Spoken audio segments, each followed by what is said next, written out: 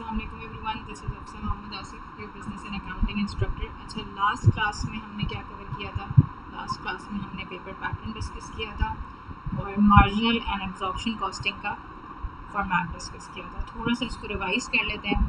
Marginal costing के अंदर हमारा फॉर्मेट क्या होता है कि सबसे पहले सेल्स एंड रेवेन्यू आएगा, उसमें से हम वेरिएबल कॉस्ट सब्ट्रैक्ट करेंगे।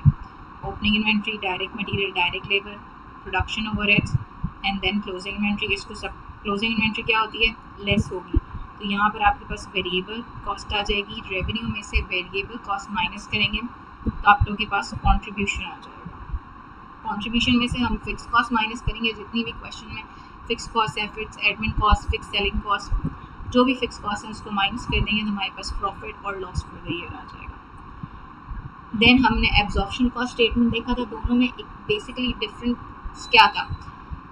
मार्जिनल कॉस्ट स्टेटमेंट के अंदर फिक्स कॉस्ट को as a period cost treat करके एक साथ टोटल फिक्स कॉस्ट को सब्ट्रैक्ट कर देते हैं, लेकिन एब्जॉर्प्शन कॉस्ट में ऐसा नहीं होता। एब्जॉर्प्शन कॉस्टिंग के अंदर जो आपकी फिक्स प्रोडक्शन ओवरहेड्स होती हैं उसको हम क्या करते हैं? पर यूनिट पर एलोकेट करते हैं, OAR निकालते हैं, ओवरहेड एब्जॉर्प्शन रेट निकालते हैं और उसको यहाँ पर यूनिट पर एलोकेट कर कर फिर प्रोडक्शन से मल्टीप्लाई कर उसको कॉस्ट ऑफ सेल्स का ही पार्ट बना लेते हैं। तो प्रोडक्शन ओवरहेड्स को हम लोग यहीं पर ही इनकॉर्पोरेट करके टोटल करके फिर कॉस्ट ऑफ सेल्स को सेल्स में से माइनस कर एब्जॉर्प्शन कॉस्ट स्टेटमेंट के अंदर हमारे पास यहाँ ग्रॉस प्रॉफिट अराइज होता है।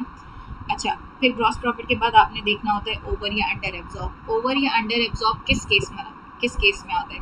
ओवर या अंडर एब्जॉर्ब उस केस में आता है जब आपके बजटेड ओवरहेड्स, बजटेड प्रोडक्शन और एक्चुअल प्रोडक्शन डिफरेंट हो। फॉर एग्जांपल बजटेड प्रोडक्शन हमने एस्टिमेट किया था कंपनी ने कि 20,000 बजटेड प्रोडक्शन होगी, लेकिन एक्चुअल प्रोडक्शन 18,000 है। तो इन दोनों में डिफरेंस है। इस एक्चुअल और बजटेड के डिफरेंस की वजह से हमारे पास ओवर या अंडर एब्जॉर्ब अराइज होता है। अगर एक्चुअल प्रोडक्शन और बजटेड प्रोडक्शन सेम हो तब ओवर या अंडर एब्जॉर्ब नहीं आएगा। फॉर एग्जांपल बजटेड प्रोडक्शन थी कंपनी की 20,000 और एक्चुअल भी यही प्रोड्यूस किया है, एक्चुअल प्रोडक्शन भी यही है। तो इस केस सिनेरियो के अंदर जब ये दोनों सेम हो तब नो ओवर या अंडर एब्जॉर्ब। लेकिन अगर ये डिफरेंट है, फॉर एग्जांपल बजट किया था कि 20,000 प्रोड्यूस करेंगे और एक्चुअल में 18,000 प्रोड्यूस किया है, अब इन दोनों में डिफरेंस आ रहा है, एक्चुअल और बजटेड में डिफरेंस आ रहा है। तो इस केस में इन केस ऑफ डिफरेंस यहाँ पर आपकी इनकम स्टेटमेंट के अंदर ओवर या अंडर एब्जॉर्ब आएगा। अगर ये दोनों सेम होते तो ये वाला सिंपल ये क्वेश्चन स्किप हो जाता है, ये अराइज ही नहीं होता। उसके बाद ग्रॉस प्रॉफिट में से ओवर या अंडर एब्जॉर्ब ऐड या लेस करने के बाद जितनी भी अदर फिक्स कॉस्ट है, क्योंकि प्रोडक्शन फिक्स कॉस्ट तो हम ऑलरेडी इनकॉर्पोरेट कर चुके हैं, लेकिन इसके अलावा अगर कोई फिक्स कॉस्ट है तो वो हम कहाँ इनकॉर्पोरेट करेंगे? इसको यहाँ पर बाद में सब्ट्रैक्ट कर दिया जाएगा, तो आपके पास प्रॉफिट या loss for the year arise हो जाएगा। अच्छा, लास्ट क्लास में हम ये अक्टूबर नवंबर 2020 पेपर टू वेरिएंट 2 का हम एक क्वेश्चन अटेम्प्ट कर रहे थे, जिसकी हमने मार्जिनल कॉस्ट स्टेटमेंट कंप्लीट कर ली थी।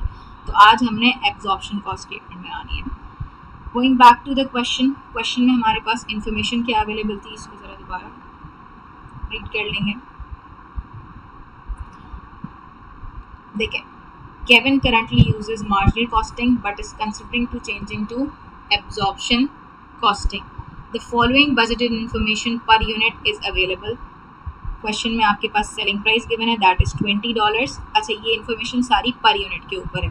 Direct material 6 and direct labour $3 per unit.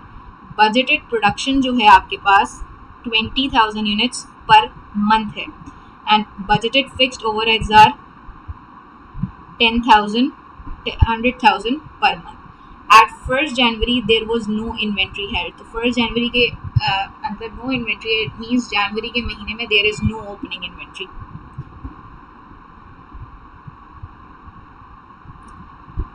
The following actual results are available. ये जो results आपके पास given है, ये results कौन से हैं? ये actual हैं। ऊपर ये जो given था ये budgeted information थी। Sales जो है जनवरी के अंदर for the month of January and February, sales हैं जनवरी में 15,000 और फरवरी में 21,000 यूनिट्स। प्रोडक्शन जो है एक्चुअल प्रोडक्शन कितनी है? 18,000। अच्छा देखें, अब आप बजटेड देखें, बजटेड कितनी थी? 20,000 यूनिट्स, लेकिन एक्चुअल कितनी है?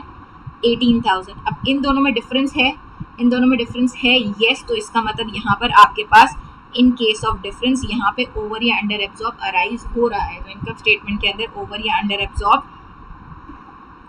आएगा, क्योंकि बजटेड और एक्चुअल प्रोडक्शन में हमारे पास डिफरेंस है। कितने का डिफरेंस है? बजटेड जो थी वो 20,000 थी और एक्चुअल प्रोडक्शन दोनों महीनों के अंदर 18,000 यूनिट्स हैं, तो 2,000 का डिफरेंस आपके पास अराइज होता है। फिर आपके पास फिक्स कॉस्ट है, फिक्स कॉस्ट कितनी है? 100,000 और 100,000 बजटेड भी यही थी, एक्चुअल भी यही है। अब इनकम स्टेटमेंट स्टार्ट करते हैं। तो सबसे पहले इनकम स्टेटमेंट में क्या है? यहाँ पर सेल्स रेवेन्यू ही आ रहा है, तो यहाँ पर भी रेवेन्यू राइज हो जाएगा। अच्छा, हमने दोनों महीनों की इनकम स्टेटमेंट बनानी है, for the month of January as well and for the month of February as well. Prepare income statement for each of the month January and February using absorption cost. सबसे पहले आपके हमारे पास revenue आ जाएगा। Revenue में जनवरी में कितने unit cell किए थे? 15,000 यूनिट्स, और एक यूनिट की प्राइस है, सेलिंग प्राइस है 20,000, और फेब्रुअरी में हमने सेल किया था 21,000। ये इन्फॉर्मेशन जो है हमें क्वेश्चन के अंदर गिवन है, सेलिंग प्राइस भी गिवन है और यहाँ पर सेल्स यूनिट भी गिवन है, 20,000 एंड 21,000। तो 15,000 इंटू 20 एंड 21,000 इंटू 20। तो जनवरी का रेवेन्यू आ जाएगा 15,000 इंटू 20, दैट इज 300,000, और फेब्रुअरी का रेवेन्यू आ रहा है 420,000। अच्छा, एब्जॉर्प्शन कॉस्टिंग के केस में हम यहाँ पर क्या माइनस करते हैं? कॉस्ट ऑफ सेल्स माइनस करते हैं। तो सबसे पहले हमारे पास ओपनिंग इन्वेंट्री,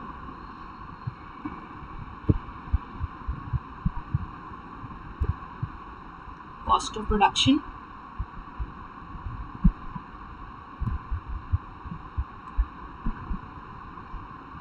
और यहाँ पर क्लोजिंग इन्वेंट्री।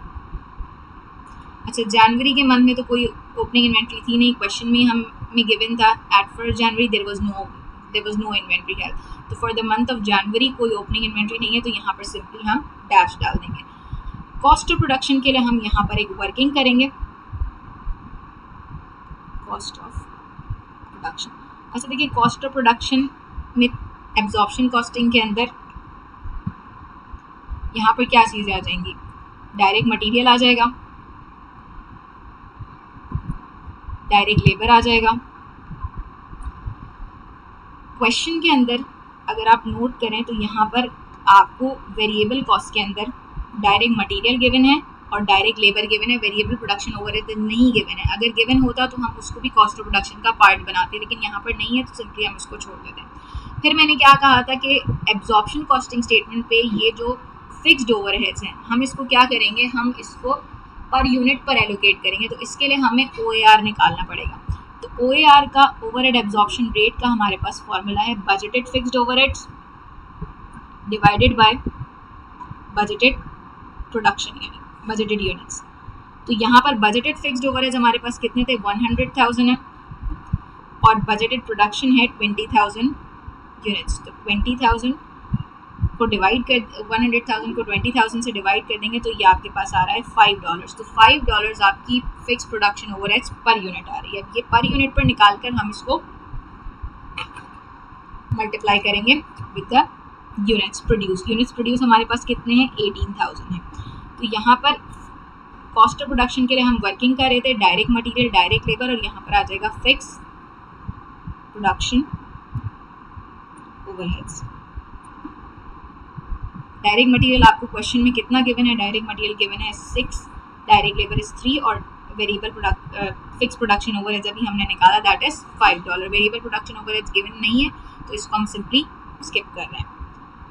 अब प्रोडक्शन कितनी थी इस मंथ में? जनवरी के मंथ में एंड फेब्रुअरी के मंथ में, दोनों के मंथ में प्रोडक्शन सेम ही है। तो 18,000 यूनिट्स प्रोडक्शन है, डायरेक्ट मटेरियल की कॉस्ट है 6, 18,000 यूनिट्स प्रोडक्शन है, लेबर की कॉस्ट 3 है, और जो फिक्स प्रोडक्शन ओवरहेड्स आ रहे हैं वो आ रहे हैं 5। तो इसको सिंपली हम 5 से मल्टीप्लाई कर देंगे। 18,000 इंटू 6, ये हमारे पास आ रहा है 10,000।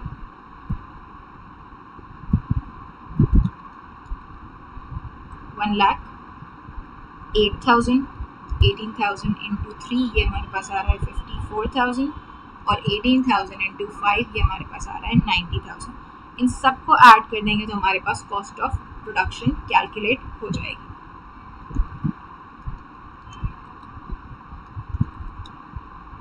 ये आ रही है हमारे पास 252,000 अराइज हो रही है। इसको हम रेफरेंस दे देते हैं वर्किंग 1 और अपने क्वेश्चन में जाकर यहाँ पर कॉस्ट ऑफ प्रोडक्शन में 252,000 और यहाँ पर रेफरेंस भी लिख देते हैं वर्किंग 1। अच्छा, अब क्लोजिंग इन्वेंट्री। क्लोजिंग इन्वेंट्री कैसे अराइज होगी? क्लोजिंग इन्वेंट्री आप देखें कि हमने प्रोडक्शन कितनी की है। जनवरी के अंदर हमारी प्रोडक्शन है 18,000 यूनिट्स, बट आपके सेल्स यूनिट कितने हैं? सेल्स यूनिट है 15,000। सो प्रोडक्शन हमने की 18,000 और सेल किए 15,000। सो 18,000 माइनस 15,000 ये हमारे पास आ जाएगा 3,000। तो 3,000 यूनिट्स जो है हमारी क्लोजिंग इन्वेंट्री। अब 3,000 यूनिट्स की कॉस्ट क्या है? Direct material 3, direct material 6, direct labour 3 और प्रोडक्शन फिक्स प्रोडक्शन ओवरहेड्स कितना है? 5। तो ये 3,000 यूनिट्स की कॉस्ट क्या है? 6 + 3 + 5, ये हमारे पास आ रहा है 14। तो हम इसको किस प्राइस से मल्टीप्लाई करेंगे? 14 से मल्टीप्लाई करेंगे तो हमारे पास क्लोजिंग इन्वेंट्री की वैल्यू आ जाएगी 3,000 × 14, दैट इज 42,000। क्लोजिंग इन्वेंट्री हमारे पास माइनस होती है, इसको सबट्रैक्ट कर देंगे 252,000 में से, हमारे पास 210,000 अराइज हो जाएगा। जनवरी का रेवेन्यू इज 300,000, इसमें से 210,000 सबट्रैक्ट कर देंगे तो हमारे पास ग्रॉस प्रॉफिट अराइज हो जाएगा, दैट इज 90,000। अच्छा देखिए, फरवरी के केस में जनवरी की जो क्लोजिंग इन्वेंट्री है वो फरवरी में क्या हो जाएगी? वो फरवरी के लिए ओपनिंग हो जाएगी। तो फरवरी में ओपनिंग इन्वेंट्री 42,000 आ जाएगी। फरवरी में भी प्रोडक्शन हमारे पास सेम ही थी, 18,000 यूनिट्स ही है, तो इसीलिए फरवरी की कॉस्ट ऑफ प्रोडक्शन भी 252,000 ही रहेगी। तो 252,000 सिंपली हम इसको यहाँ पर लिख देंगे। अब फरवरी की क्लोजिंग इन्वेंट्री, फेब की जो हमारे पास यहाँ पर इंफॉर्मेशन गिवन है, फेब में प्रोडक्शन 18 ही है लेकिन सेल्स कितनी है? सेल्स हैं 21,000। तो देखिए फरवरी में ये जो जनवरी की क्लोजिंग यूनिट्स थे 3,000, ये फरवरी के लिए ओपनिंग है, तो फरवरी में ओपनिंग इन्वेंट्री हमारे पास 3,000 है और प्रोडक्शन 18,000, तो ये टोटल कितना हो गया? 21,000 हो गया और यही सेल हो गया। तो जब जितने प्रोडक्शन यूनिट्स अवेलेबल थे उतने ही सेल हो गए, तो हमारे पास कोई closing inventory for the month of Feb नहीं बचेगी। तो क्लोजिंग इन्वेंट्री के लिए सिंपली हम यहाँ पर डैश लगा देंगे। 252,000 + 42,000, ये हमारे पास 294,000 कॉस्ट ऑफ सेल्स आ रही है, इसको सबट्रैक्ट कर देंगे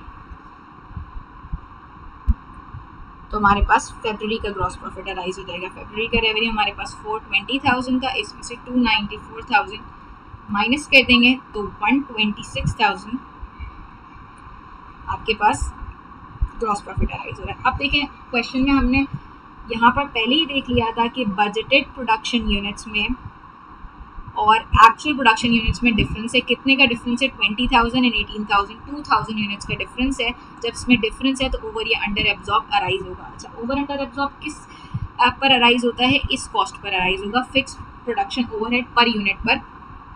इसको कैलकुलेट करते हैं तो यहाँ पर